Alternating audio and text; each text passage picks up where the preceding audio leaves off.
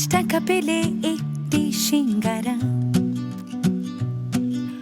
10 টাকা পেলে লাল গোলাপের দোকান, খাতার ভাঁজে লুকোনো হিসেব, কত দূরে গুনে রাখা স্বপ্নধাম। আমরাই তো মিডল ক্লাস, ফুটপাতের শোকেসে মুখ, হিসেবে সব ভালোবাসা, তবু মনের ভেতর দুঃখ। রঙের সানগ্লাসে কেউ আমাদের চোখ খুঁজে পায় না, কেউ এসে কানে কানে বলে দেয় আমরা মিডল ক্লাস, আমরা মিডল ক্লাস। আম্মা আমাদের একটু হসপিটাল যাওয়া লাগবে। কেন? কেন, কি হয়েছে? কার কার কি হলো? ভাবি, তুমি একটা কাজ করো না, ভাইকে একটা ফোন দাও। ওপা আমাকে ভালোবাসে, তো ঘর জামাই থাকতে চায় না। মা তুমি শুনছো? আব্বা তো অ্যাক্সিডেন্ট করছে। কি বলো ভাবি? আবার মানুষটা কত অদ্ভুত, তাই না? খালুকে ডিরেক্টলি এই ধরনের কথা তোমার বলা ঠিক হয়নি ভাবি। ডাক্তারের নির্দেশ আছে, কান্নাকাটি চিল্লাচিল্লি করা যাবে না, একটু বাইরে নিয়ে যান। আচ্ছা, আমরা চলে যাইতেছি। ঋষি, চলো আর কানাকাটি করবো না। আমরা একটু পর যাই, প্লিজ যেতে হবে, পেশেন্টের ক্ষতি হবে। বাবা ওঠো। আচ্ছা, আমরা ওকে বুঝায় নিয়ে যাচ্ছি বাইরে। আমরা জোরে কথা বলবো না, আমরা ওকে শান্ত করার চেষ্টা করছি। রোগীর অবস্থা ডাক্তার বলবেন। ঠিক আছে, থ্যাংক ইউ। বাবা ওঠো।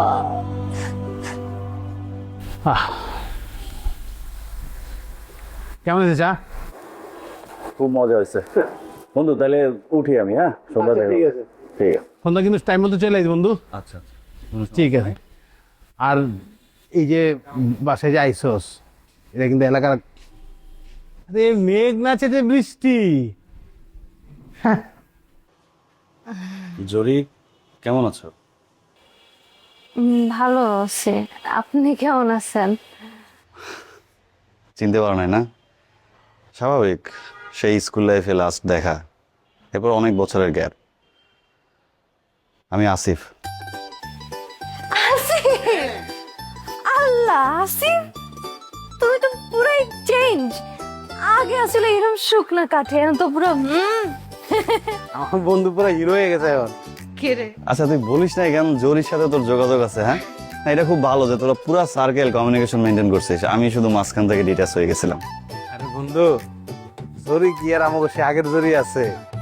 জরি এখন হয়েছে কি আমাকে জরি ভাবি। আরে হ্যাঁ, কইছিলাম না লতি বিয়ে করছে, লতি তোর বউ জরি। ও ও লতিফ, না, আমি শুনলাম যে তোমরা অনেক ভালো আছো, সুখে আছো, আমার খুব ভালো লাগছে। দোয়া করি যে তোমরা অনেক ভালো থাকো। তুমি কই আছিলে এতদিন?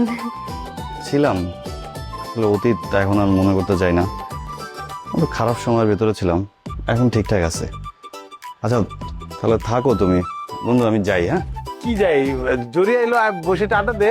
বসো, চা খাই। না মাত্র চা খাইছি তো, সন্ধ্যায় তো আবার আসতেছে, সন্ধ্যায় দেখা হবে। আমি এখন যাই, আমার একটু কাজ আছে। ঠিক আছে, তা সন্ধ্যা দেখাবো না বন্ধু, যা। কি চেঞ্জ হয়ে গেছে না? ও ঠিক না ছিল। বসো জরি, বসো। আচ্ছা শাওন ভাই, হ্যাঁ, কে আসছিল কই এতদিন? দেখো তো আগে ছিল গাঞ্জটির মতো, এখন তো দেখ পুরো হিরো হয়ে গেছে। হ্যাঁ, মনে গরু মোটা ওষুধ খাইছে। আরে না না, ও তো বাপের টাকার কোনো অভাব ছিল না। বাপের বেশি টাকা থাকলে যা হয় আর উল্টা পাল্টা পোলাবানের লগে মিশছে, আমাকে সার্কেল থেকে বাইরে ওসব পোলাবানের পাল্লায় পরে নেশা ধরছিল। তারপর কিছুদিন রিহাবে ছিল, আবার বাসায় আসছে, আবার রিহাবে গেছে। এই প্রসেসে চলতে চলতে আর কি ওর জীবন থেকে 5টা বছর নষ্ট হয়ে গেছে। কিন্তু এখন একদমই ঠিকঠাক আছে, যা মনে হইলো কথা কয়া, চেহারা চেহারা দেখতো নায়কের মতো হয়ে গেছে। শুনলাম ব্যবসা করব, নতুন ব্যবসা শুরু করব। দেখি, বন্ধু মানুষ ফালাইতে দিতে পারি না, সবাই মিলে চেষ্টা করে ওর একটা গতি করে দেবো আর কি। এখন টেনশনের কোনো কারণ নেই, আমরা প্রাইমারি ট্রিটমেন্ট করে দিয়েছি। এখন সিটি স্ক্যান হবে, সিটি স্ক্যান হলে পরে বোঝা যাবে কি হবে। মানে আব্বুর কি বড় ধরনের কোনো সমস্যা হয়েছে?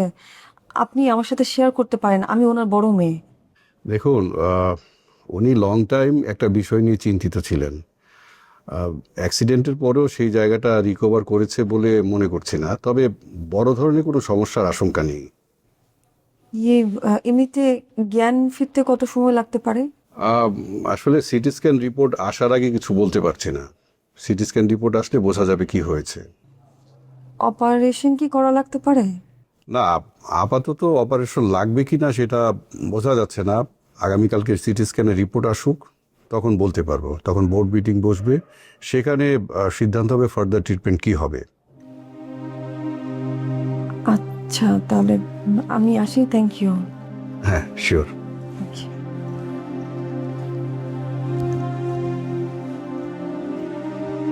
তোমার কি অবস্থা? লতিফের কোনো খবর টবর পাইছো? হ, রাতে তো আইছিল, আইছিল? কি কইল? ঝগড়া করছে। খালি ঝগড়া করলে হইব? ওরা বুঝায় শুনে তারপর তো ঠিক করতে হবো না? হ, আমি তো চেষ্টা করতেছি। দেখো না শাওন ভাই, তো আমার কোনো কথাই শুনে না, উল্টা আরো মিথ্যা কথা কয়। এখন কেমনি কি করবো আমি? এখন তো দোকানেও বসে না, ব্যবসারও কোনো ঠিক ঠিকানা নাই। আচ্ছা, ওই বাসা ভাড়ার কি হইলো? আরে কি কমজোরি কত! ওই বাড়ি এলাকা আমার প্রতিদিন ফোন দিয়ে টাকা লেগে চাপ দিতেছে।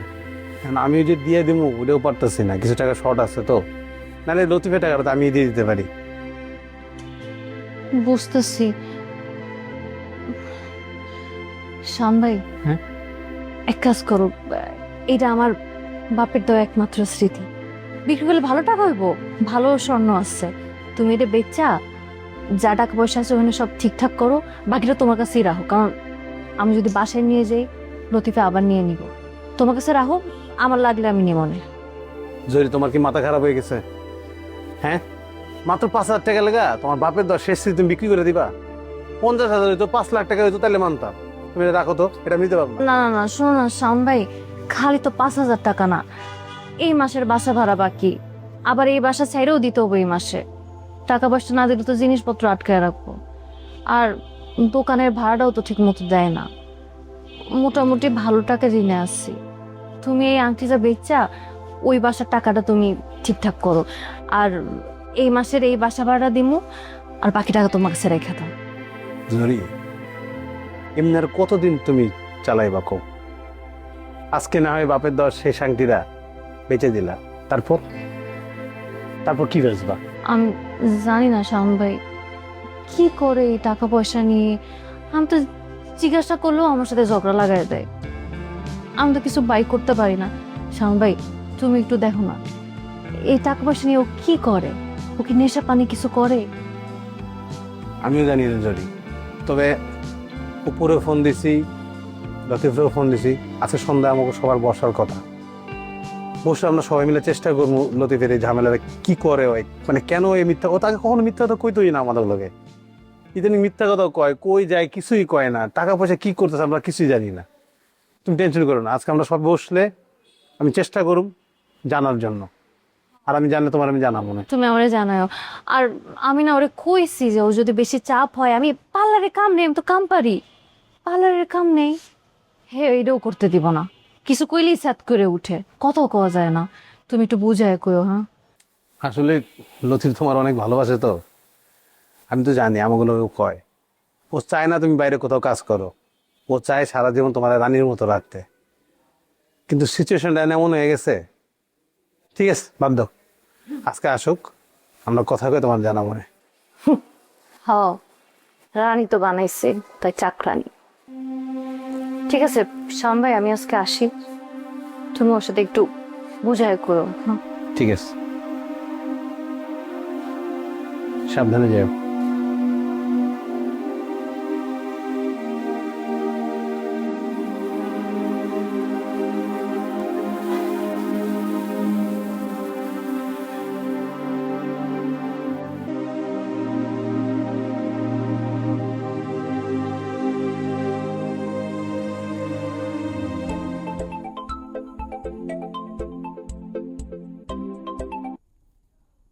হ্যাঁ বকর বল। দুলো ভাই, বাড়িতে তো মস্ত বড় ঘটনা ঘটে গেছে। আরে ভাই শুনছি তো কাহিনী না, একবার তোর বোন ফোন করে চিল্লাচিল্লি করে, এখন তুই আবার ফোন করে বলতেছিস কি, তোদের সমস্যাটা কি? আমি তো একটা কাজে আসছি এখানে নাকি। দুলা ভাই, আপনি কোন কথা বলতেছেন আমি কিন্তু বুঝতে পারিনি। তাহলে ওইখান অ্যাক্সিডেন্ট করছে। এ, আমার আব্বা অ্যাক্সিডেন্ট করছে, তুই এটা আগে বলবি না? হ্যাঁ, এতক্ষণ কথা না পেঁচায় যদি এইটা বলতি। আমি আর অ্যাক্সিডেন্ট করছে, আই কিতাম আই কি আমার বাড়িতে আর বোনের কাছে থাকতাম নাকি হসপিটালে চলে যেতাম? তুই এখন হসপিটালে যা, হসপিটালে গিয়ে আমার ভিডিও বলতে দেখাইবে কি ঘটনা, ঠিক আছে? আর আমি তাড়াতাড়ি আমি আসতেছি, আর আমি না আসা পর্যন্ত তুই আব্বার সাথে সাথে থাকবি, ঠিক আছে?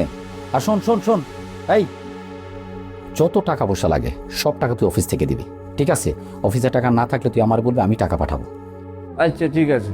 কিন্তু আব্বার চিকিৎসার জন্য কোনো কমতি না হয়, ঠিক আছে? আচ্ছা ঠিক আছে, রাখি দেন।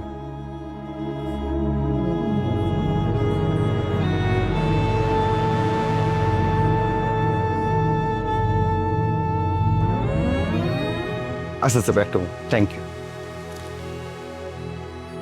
কি বললো ডাক্তার আপু? বাবা তো এখনো জ্ঞান ফেরেনি। প্রাইমারি যে ট্রিটমেন্টটা দেয়া যায় সেটাই ওরা দিয়েছে। বেশ কিছু টেস্ট করিয়েছে, বললো রিপোর্ট আগামীকাল আসবে।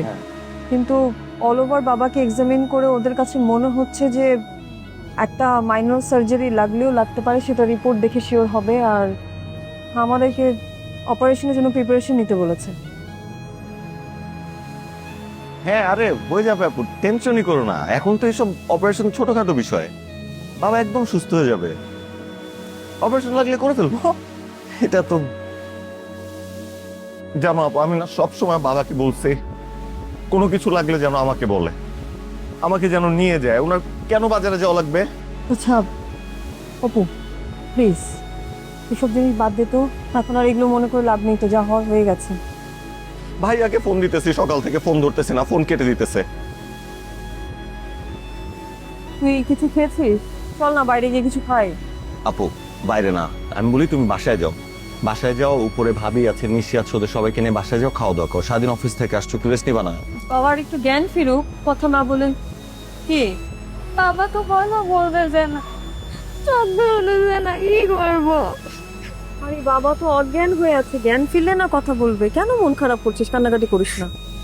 আম্মা তো বাসায় একা, আমার মনে হয় আমি ইসিকে নিয়ে বাসায় যাই। হ্যাঁ হ্যাঁ আপু, ভাবি আপু তোমরা না সবাই বাসায় যাও। আমি কোথাও যাবো না বাবা ছেলেকে। চুপ ভাবি, তুমি ওকে নিয়ে যাও তো, যাও ওকে নিয়ে যাও। না না ভাবি, তুমি আপু তোমরা সবাই বাসায় যাও, আমি এখানে আছি তো, কিছু লাগলে কিছু হলে আমি কল করবো। বাবার জ্ঞানটা একটু ফিরুক, একটু দেখে যাই। বাবা কখন জ্ঞান ফিরবে এটা কি কোনো ঠিক আছে আপু? বাসায় মা একা, মার কখন কি হয়ে যায়, ভাবি একা কি করবে, নিচে একা কি করবে, তুমি থাকলে আমি একটু ভরসা পাবো। প্লিজ বাসায় যাও, একটু রেস্ট নাও, আমি তোমাদেরকে কল দিব, যদি জ্ঞান আসে আমি জানাবো সাথে সাথে। প্লিজ ঠিক বলতেছে, চলেন না, আপনি চলেন না। যাও বাসায় যাও, ভাবি মার দিকে একটু খেয়াল রেখো। তুমি একটু খেয়াল রেখে খাওয়া দাওয়া করে নিস। ঠিক আছে ঠিক আছে, এই এদিকে আয়। একদম কান্নাকাটি করবে না, বাবা একদম ঠিক হয়ে যাবে, ঠিক আছে? একদম বাবার সাথে থাকো, যাও। আমাদের ফোন কইরো, কোনো কিছু ঠিক লাগবে আছে, আমাদের ঠিক আছে। জানাই। আর মার ওষুধের টাইমটা একটু দেখো আপু। খেয়ে নিস। ঠিক আছে।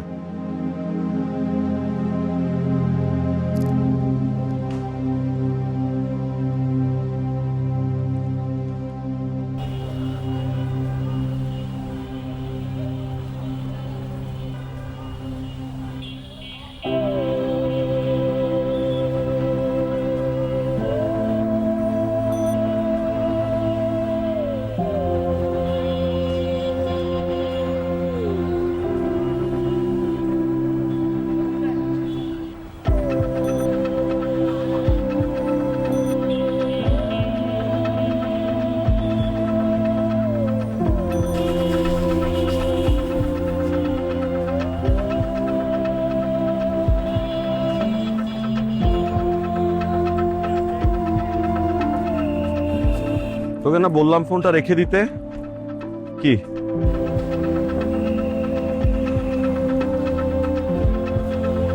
এটা দিতে আসছে তোমাকে, এটা রাখ। এটা কি? এটা রাখো, আমি খালুর জন্য দিই। আরে কি আগে আমাকে বুঝতে হবে তো, তুই কি শুরু করছস? খালুর জন্য, খালু ট্রিটমেন্টের জন্য। আরে আমার টাকা লাগবে না, তুই রাখ, এদিকে আয়। আমার সাথে। আয় বাবা, রিক্সা বিষয় যা বাসায় যা।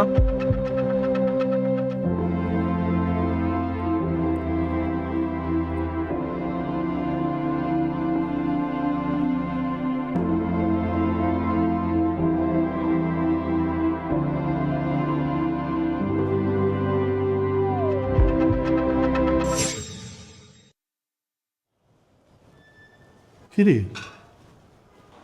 তুই এখনো বাসায়? কটা বাজবে? কলেজ যাবি না? হ্যাঁ বাবা যাব তো। আমার তো রেডি হতে বেশি সময় লাগে না। কিছু বলবি বল। বাবা আমার তো কলেজে এই মাসে ফিসটা দিতে হবে। তোকে আমি কতবার বলেছি যে এইগুলো বিষয় আমাকে একটু আগে বলবি। আমি তো তোমাকে বলছিলাম, তুমি তো ভুলে গেছো। ও আচ্ছা ঠিক আছে, বল তোর লাস্ট ডেট কবে? 2-3 দিনের মধ্যে দিলেই হবে। 2-3 দিন? আচ্ছা ঠিক আছে, ব্যবস্থা করবে। বাবা আমাকে একটু চা দিবে? আমার মা মনিটাকে চা দিব, দিচ্ছি। নে ধর এই নে।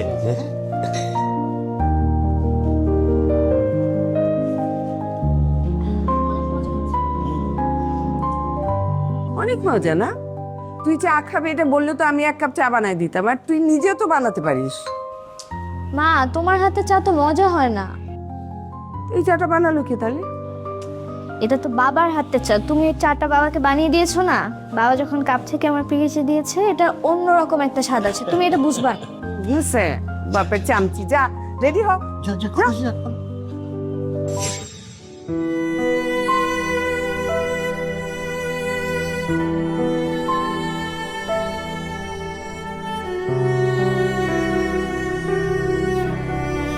হ্যাঁ নে খা।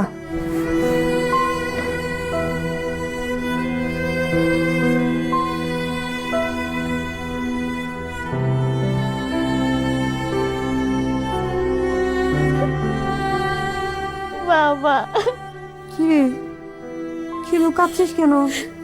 চার মুড়ি না তোর পছন্দ?